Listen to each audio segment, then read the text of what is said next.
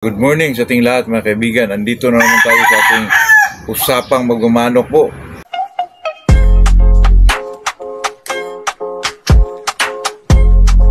Itong pag-usapan natin mga kaibigan ay napaka basic lang po. Pero nakakatulong ito mga kaibigan, lalo na pag ikaw ay isang baguhan. Andito naman sa atin mga kaibigan ay yung baguhan lang talaga, yung mga tanong na medyo naranasan din natin. Bago tayo mag-umpisa ay shout out muna tayo mga kaibigan. Shout out tayo kay Gregorio Taniana from Montalban, Rizal.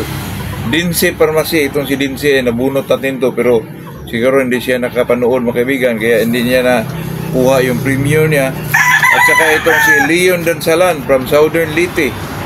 At saka ito si Ideric Uladin, taga Tigbaw sa Muga del Sur. Itong Tigbaw mga kaibigan ay itong mga area na to ay malapit lang ito sa lugar namin dati na Tubod Likod at sa Muga del Sur. Napakagandang area po, malamig. Napakaganda ho pag mag-alaga tayo ng manok mga kaibigan. Doon area na yun mga kaibigan. Pag medyo makalala tayo ay medyo tayo po, ma-miss natin yung lugar na yun kasi doon ang lugar na kinalakihan ko po, yung Tubod Likod po sa Muga del Sur. Shout out pala kay Nissan Viadnes mga kaibigan. Kaibigan ko yun, medyo kabata natin. Kasi alam nyo na, ito kasing mga kaibigan, ito kasing magmamanok tayo. Hindi naman sa lahat ng bagay na pag magmamanok ay talaga marami kang kaibigan. Totoo naman yun, pero mayroon naman talagang ibang magmamanok na hindi masyado marami kaibigan. Pag ikaw ay nagmamanok na, ay talagang active ka mga kaibigan. Ito yan, dumami yung mga kaibigan mo dyan kasi kahit sa mga kahit sa ikaw ay mag-breeding, ay talagang may taong pupunta sa iyo, bumili ng manok, maghiram ng manok, palitan ng ideas, kaya magkaroon ka ng mga kaibigan. Kaya yun ang pinaka-the best po pag tayo ay isang magmamanok. Kasi sa sabungan, makita natin, sinyasan lang yun. Pero talaga na-enjoy ang isang taong medyo mahilig sa manok mga kaibigan. Itong pag-usapan natin mga kaibigan na ito ay tanong din sa ating kaibigan na si Jay Anasyon. Jay, kumusta ka na Jay? Magpagaling ka po. Kasi itong manok mga kaibigan, itong pag-usapan natin itong sisiw po. Kasi itong sisiw na 2 to 3 to 4 months, ang tanong ni Jay sa akin kung ilang bisis ba daw pakainin. Sa akin dyan mga kaibigan dati, pag sisiw po may takalan talaga ko dyan mga kaibigan, sa isa-isa po. Kalahating kutsara lang. Pero pag 5 sila, di siyempre, 2 kalahati po na kutsara.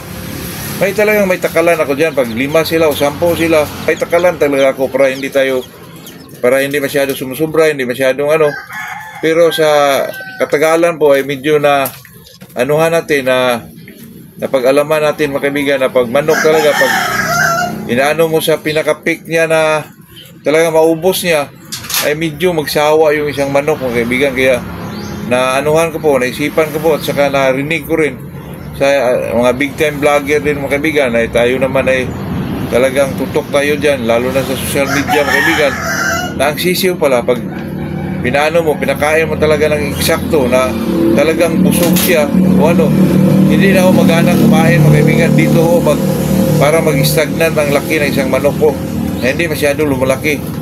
Kaya ang ginagawa ko dyan mga kaibigan ay magpakain ako, lalo na itong stag developer na pakain tayo ng 7 o'clock in the morning. Pero kunti-kunti lang po mga kaibigan.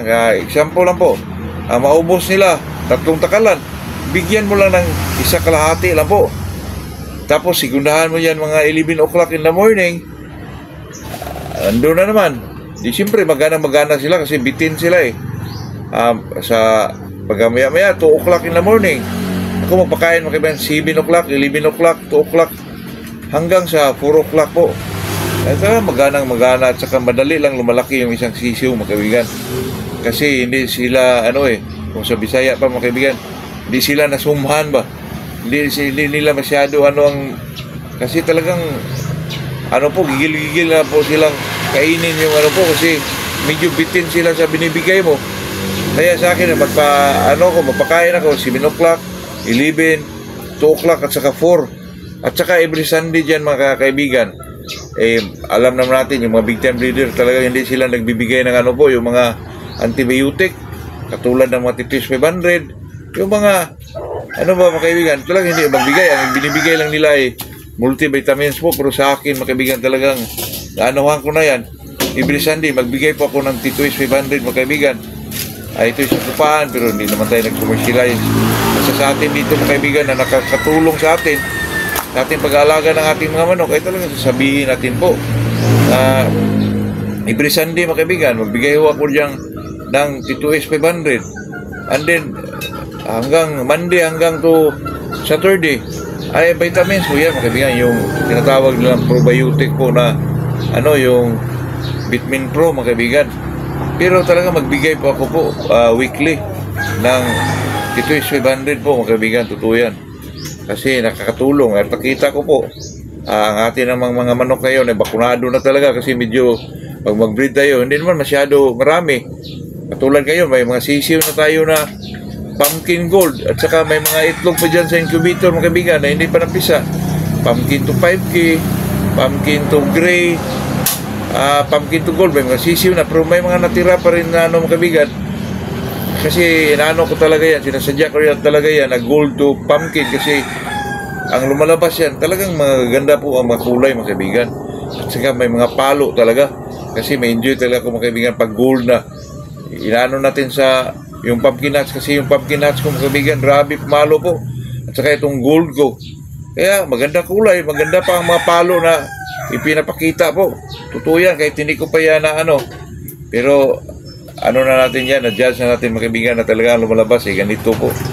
At saka mayroon akong pumpkin to 5K, pumpkin to gray, at saka ang gray natin napakagaling din. Pwede na kayo maghulog dyan mga kaibigan kung masali kayo sa pahulugan natin. At saka pala yung natin, yung golden boy natin mga kaibigan ay hati na suro ngayon. Medyo matagal-tagal parang ayaw na atang isauli mga kaibigan.